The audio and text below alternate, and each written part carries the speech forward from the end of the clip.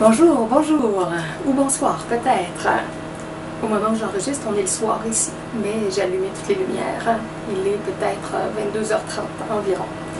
Alors, je vais partager avec vous une section du texte du courant miracle, et c'est dans le chapitre 2, la section 2, l'expiation comme défense. C'est à la page 20 et la page 21, un petit peu 22. C'est 7 paragraphes. Ok, alors section 2, l'expiation comme défense. Paragraphe 1. Tu peux faire tout ce que je demande. Je t'ai demandé de faire des miracles et j'ai expliqué que les miracles étaient naturels, correctifs, guérissants et universels. Il n'est rien qu'ils ne puissent faire, mais ils ne peuvent être accomplis dans un mental de doute ou de peur. Quand tu as peur de quoi que ce soit, tu reconnais à cette chose le pouvoir de te blesser. Souviens-toi que là où est ton cœur, là aussi est ton trésor. Tu crois en ce que tu estimes. Tu crois en ce que tu estimes. Quand tu as peur, tu estimes mal. Alors ton intelligence, inévitablement, estimera mal et en dotant toutes tes pensées d'un pouvoir égal, détruira inévitablement ta paix. C'est pourquoi la Bible parle de la paix de Dieu qui surpasse toute intelligence. Cette paix est totalement incapable d'être ébranlée par quelque erreur que ce soit. Elle nie à tout ce qui n'est pas de Dieu la capacité de t'affecter. Voilà le bon usage du déni.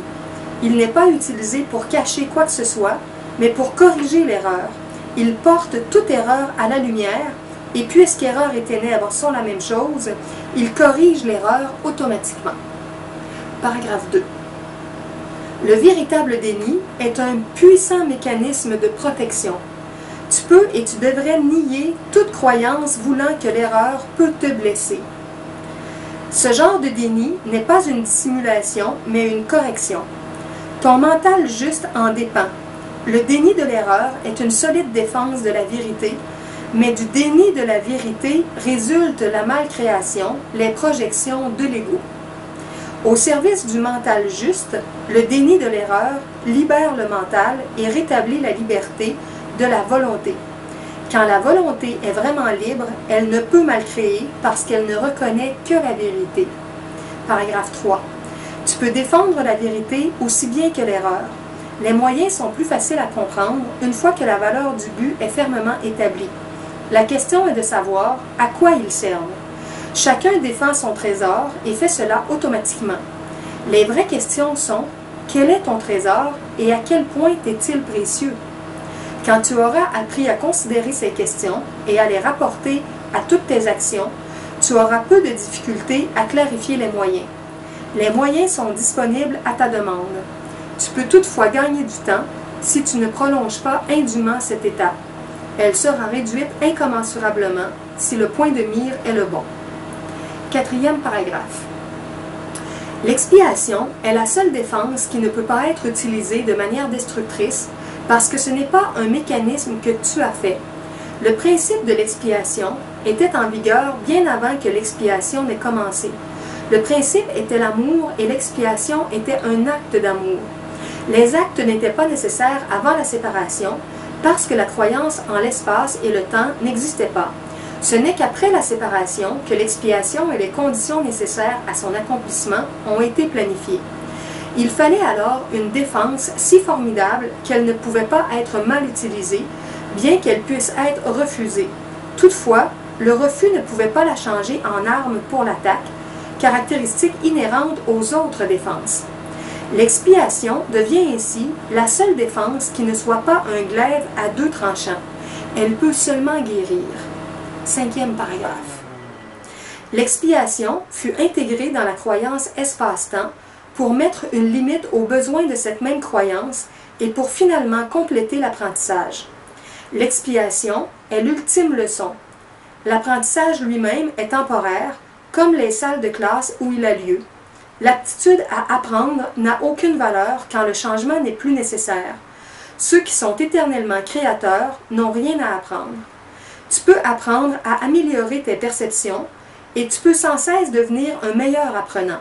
Cela te mettra en accord de plus en plus étroit avec la filialité, mais la filialité est elle-même une création parfaite et la perfection n'est pas une question de degré.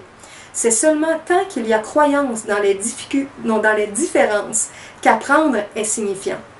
Paragraphe 6. L'évolution est un processus dans lequel tu sembles passer d'un degré à l'autre. Tu corriges tes faux pas précédents en allant de l'avant. En fait, ce processus est incompréhensible en fonction du temps, puisque tu retournes lorsque tu avances. L'expiation est le mécanisme par lequel tu peux te libérer du passé en avançant. Elle défait tes erreurs passées, t'évitant ainsi d'avoir constamment à revenir sur tes pas sans approcher de ton retour. En ce sens, l'expiation fait gagner du temps. Mais comme le miracle qu'elle sert, elle ne l'abolit pas. Tant qu'il y a besoin d'expiation, il y a besoin de temps. Mais l'expiation, en tant que plan complété, a un rapport unique avec le temps. Jusqu'à ce que l'expiation soit complète, ces différentes phases se dérouleront dans le temps. Mais l'expiation tout entière se tient à la fin du temps. Alors, le pont de retour est construit. Paragraphe 7, le dernier de cette section-là. L'expiation est un engagement total. Tu penses peut-être encore que cela est associé à une perte. C'est une erreur que font tous les fils séparés de Dieu, d'une façon ou d'une autre. Il est difficile de croire que la meilleure défense soit celle qui ne peut attaquer. C'est ce que signifie « les doux hériteront de la terre ». Ils en prendront littéralement possession à cause de leur force. Une défense à double sens est faible intrinsèquement, précisément parce qu'elle a deux tranchants et qu'elle peut se retourner contre toi à l'improviste. Cette possibilité ne peut pas être contrôlée, sauf par les miracles. Le miracle tourne la défense de l'expiation à ta réelle protection, et alors que tu te sens de plus en plus sécurisé, te connaissant toi-même à la fois comme frère et comme fils, tu assumes ton talent naturel qui est de protéger les autres. Alors voilà, c'était la deuxième section du chapitre 2, qui se terminait à la page 22. Au revoir et à bientôt!